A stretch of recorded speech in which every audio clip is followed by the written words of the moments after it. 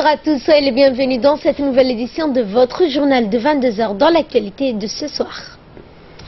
Les préparatifs du Hajj 2017 avec les opérations d'enregistrement pour le pèlerinage de cette année se poursuivent au sein du ministère des Biens Waqf.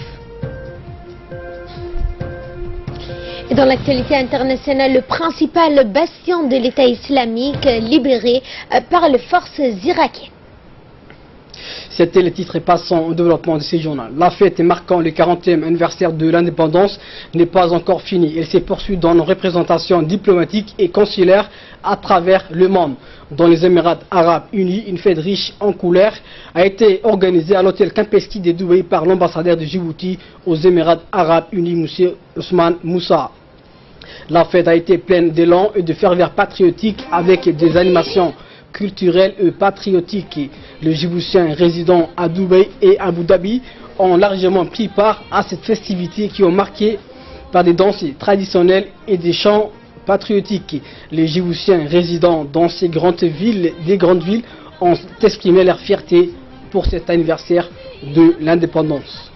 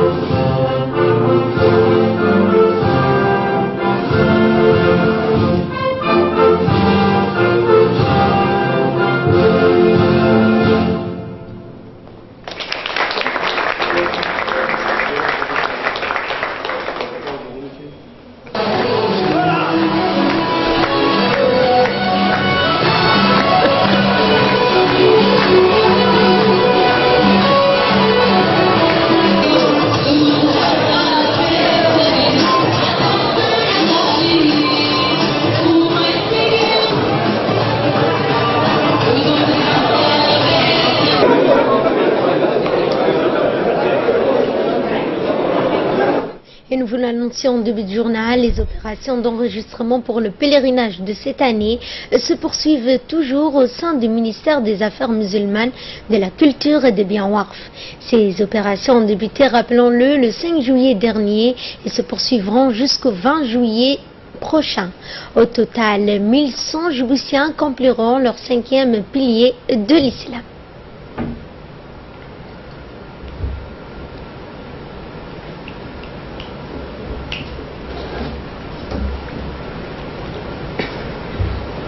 Le directeur des affaires musulmanes, M. Al-Salah Ahmed Abdallah, et le chef des services du Hajj et Umrah, M. Ousmane Awale Omar, ont exhorté le pèlerin djiboutien de respecter le calendrier établi par le ministère des Affaires musulmanes, de la Culture et des Biens Waqf pour l'enregistrement de pèlerins qui ont gagné le tirage au sort de cette année. Ils ont affirmé que toutes les mesures et les procédures nécessaires ont été prises par le ministère pour permettre aux pèlerins d'accomplir leur rituel du Hajj dans de meilleures conditions. Et toujours dans le cadre du pèlerinage 2017, l'Institut national de santé publique de Djibouti a commencé ce matin la distribution de carnets de vaccination à l'ensemble des pèlerins nationaux. Donc à ce titre, le pèlerin en récipe de vaccins contre 2 maladies infectieuses, à savoir le méningite et la fièvre jaune.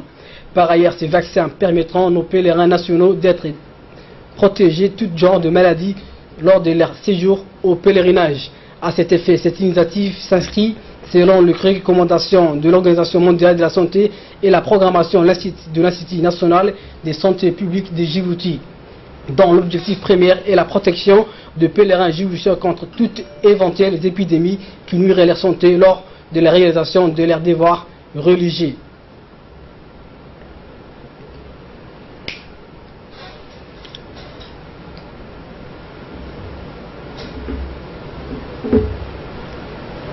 Santé toujours, en cette période estivale de canicule, il est important donc de s'hydrater.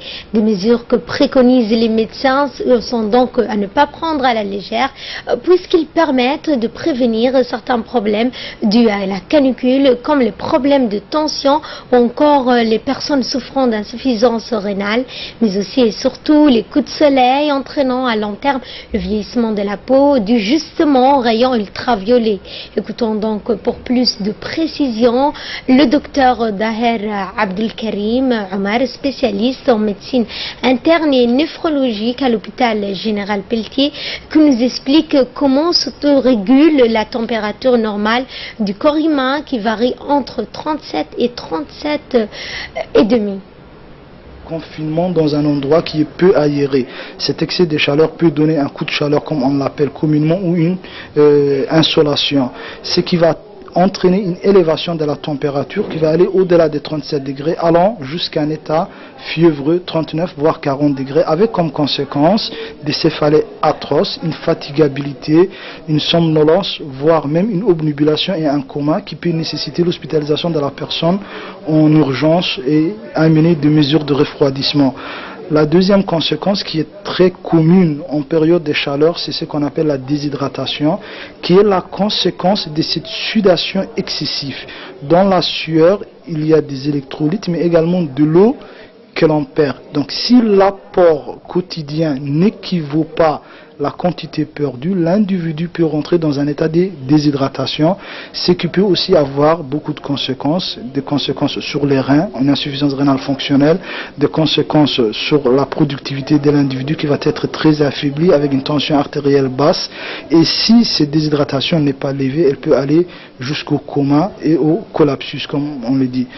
L'une des troisièmes conséquences que l'on voit de façon très commune durant ces périodes, ce sont les crises de coliques néphrétiques chez les personnes qui ont des lithiases rénales, ou ce qu'on appelle communément dans le jargon de notre pays des cailloux dans le rein.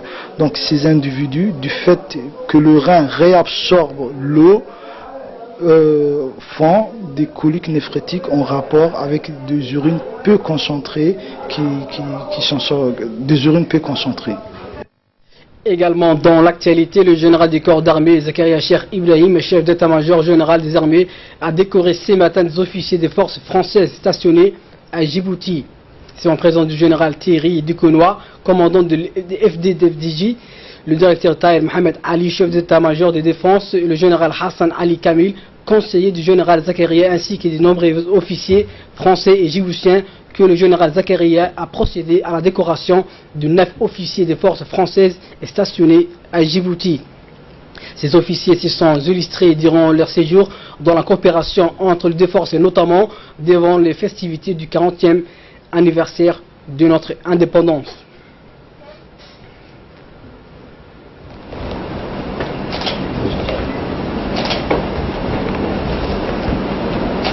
Officier Ordre national de 27 jours.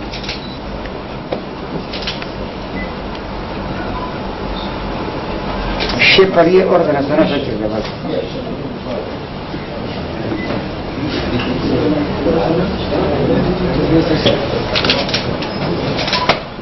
Chevalier Ordre national de 27 jours.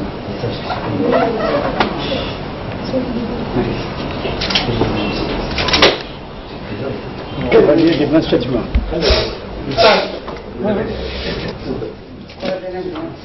Chevalier de 27 juin.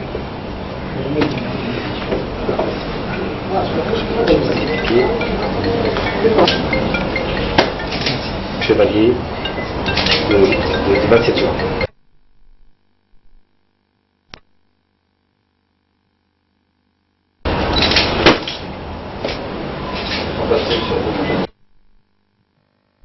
Dans une courte allocution prononcée à cette occasion, le général des corps d'armée Zakaria Cheikh Ibrahim a tout d'abord adressé aux Français au nom des forces armées djiboutiennes et à son nom personnel le meilleur vœu pour la fête nationale française du 14 juillet qui sera célébrée bientôt.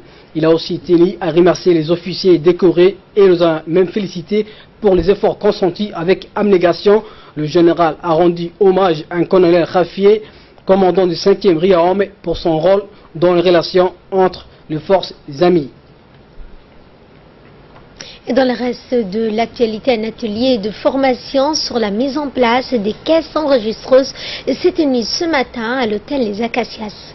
Objectif étant d'améliorer la coopération entre l'administration fiscale et les commerçants. L'administration fiscale aura donc toutes les informations sur les recettes journalières réalisées par les commerçants durant une semaine. Les experts feront donc des visites inopinées auprès des commerçants.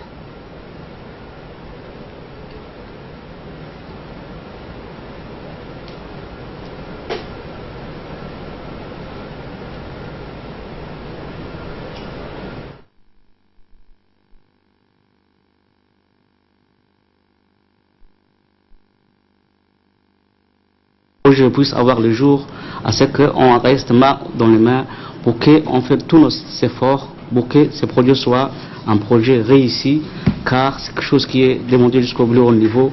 Donc c'est une première à Djibouti, et donc c'est quelque chose qui va beaucoup rapporter à la fois chez les commerçants et chez les, comment dirais-je, au niveau de gestion chez les commerçants, parce que nous constatons ces derniers temps que la plupart des commerçants en termes de gestion ne sont pas bien préparés lorsque nous demandons des pièces comptables. Donc ce serait un début déjà de bien orienter leur gestion en termes de sécurisation des recettes dans leur caisse, mais aussi ce serait un début au niveau de l'administration fiscale d'avoir, comme dirais-je, des commerçants qui commencent à se mettre en place. Donc une fois que ces machines seront installées sur les locaux commerciaux, donc les données qui sont saisies au temps réel depuis comme la boutique vont être visibles au niveau des serveurs de la direction des impôts.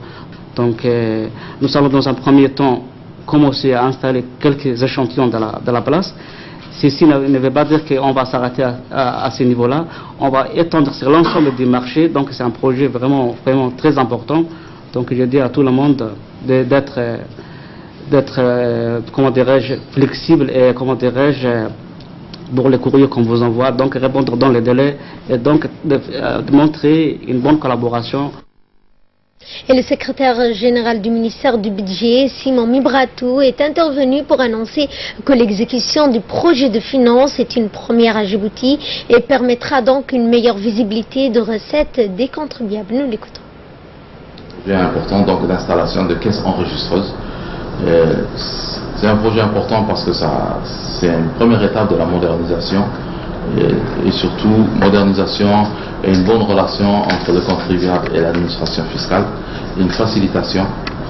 Ce n'est pas, comme vous pouvez le penser, seulement un moyen d'espionner les activités des uns et des autres, mais c'est plus une facilitation. Il faut le considérer comme un pas positif, cette installation des caisses enregistreuses. C'est une nouvelle étape, mais c'est également aussi, ça s'inscrit dans la facilitation, la modernisation et la simplification des relations entre l'administration fiscale et les contribuables et les opérateurs économiques. C'est pourquoi il faut accorder une plus grande importance à cette formation que vous êtes en train de suivre. Comment veiller à une bonne installation, bonne utilisation et de toute façon des textes, un projet de décret sera mis en place pour décrire les modalités et surtout faire un bon usage de ces machines, parce que de ce bon usage dépendra de meilleures relations entre le contribuable et l'administration, et en cas de difficulté, que ce soit technique ou de tout ordre, nous sommes disposés aussi à vous apporter tout l'appui. Le directeur général des impôts et toute son équipe, avec l'équipe des informaticiens, sont là également, sont à l'écoute et pour vous expliquer, pour vous orienter et vous aider bien sûr, aujourd'hui on a sélectionné peut-être un noyau d'opérateurs, mais je peux vous rassurer que ne vous dites pas pourquoi moi et pourquoi pas lui, non. Ce sera des équipements qui seront étendus, élargis, installés sur l'ensemble des opérateurs progressivement. Mais nous espérons qu'ensemble, si on s'approprie tous les deux, privé comme public, ce projet-là, nous irons loin. Et j'insiste encore, il faut le considérer comme un moyen de simplification. Quand on passe du manuel à l'automatique, au moderne, vous allez voir que les relations sont beaucoup plus simplifiées, et dans le traitement pour nous des données, et pour vous aussi dans la transmission. Éducation. À présent, le secrétaire général du ministère de l'Éducation nationale et de la formation professionnelle, M. Mohamed Abdallah Mayoub, a lancé aujourd'hui une série de formations portant sur la gestion axée sur le résultat. Cette seconde vague de formation destinée à tous les directeurs et chefs de service du MENFOP s'était en centre de formation des enseignants de l'enseignement fondamental et se poursuivra jusqu'au 27 juillet prochain. Cette seconde phase de la formation sur les gares est axée sur le suivi et le pilotage au sein de chaque direction et service du ministère. Elle vise notamment à renforcer la qualité et l'efficacité de travail en élaborant des plans de travail adaptés à chaque direction et service du ministère de l'Éducation nationale. Première mission, cette fois-ci c'est un peu plus en détail, les tâches que vous allez exécuter presque quotidiennement.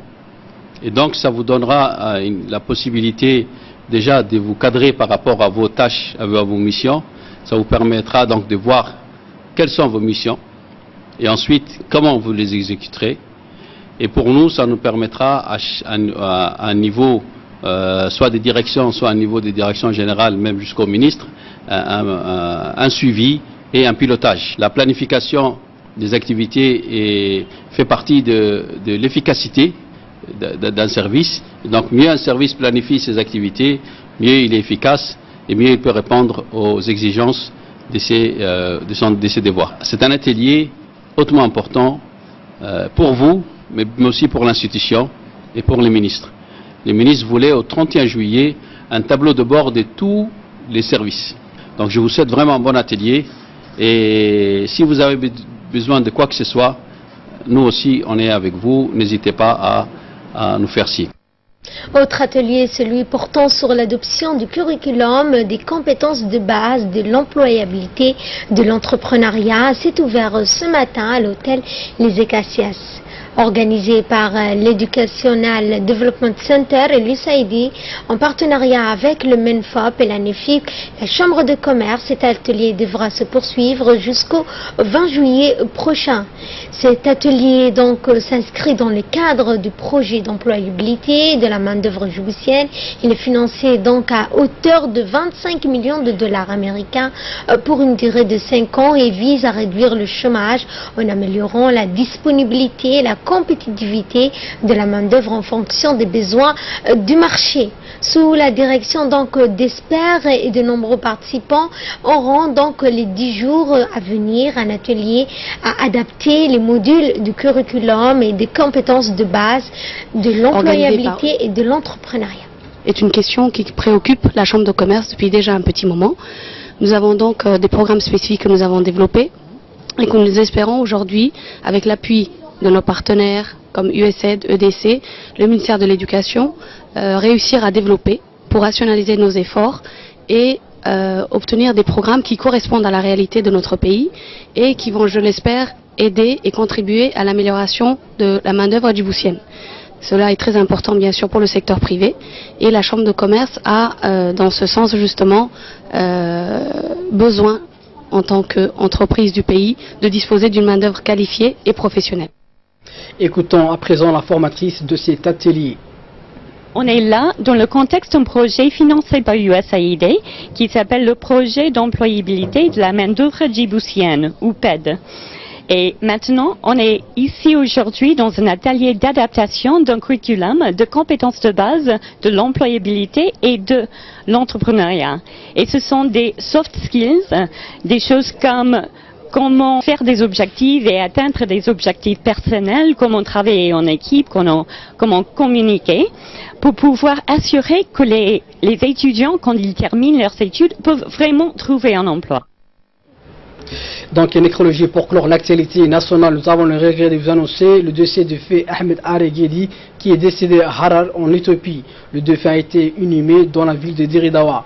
Né en 1939 à Djibouti, recruté dans la gendarmerie française dans les années 60 et ensuite incorporé dans la gendarmerie nationale en 1977. Le défunt était à la retraite depuis décembre 2003 au grade de capitaine. Il laisse derrière lui une veuve et 3 enfants. Les maulites du défunt aura lieu demain à Djibouti, qui est de l'accueil dans son paradis éternel. Inna lillah wa inna ilayhi raji'un. Inna lillahi wa inna ilayhi raji'un. Et de là, nous passons à l'actualité à travers le monde. Mossoul a été reprise par les mains des djihadistes ce dimanche. Le principal bastion irakien de l'État islamique a été libéré. Les forces irakiennes savourent cette reconquête au terme d'une offensive de longue haleine qui aura duré près de 9 mois. Après, donc, avec l'appui de la coalition internationale, pour le chef du gouvernement irakien, Haïdar al-Abadi, la victoire officielle ne sera qu'une question de temps. Et ces dernières semaines, les soldats de la division d'or, les troupes d'élite irakiennes ont avancé maison par maison pour déloger les djihadistes reclus dans les vieilles villes. Un quartier où près donc de 2000 civils seraient toujours pris au piège. Le groupe extrémiste État islamique donc a été délogé de ce bastion. Voilà, c'est tout pour cette édition. Merci à vous de l'avoir suivi et passez une excellente soirée.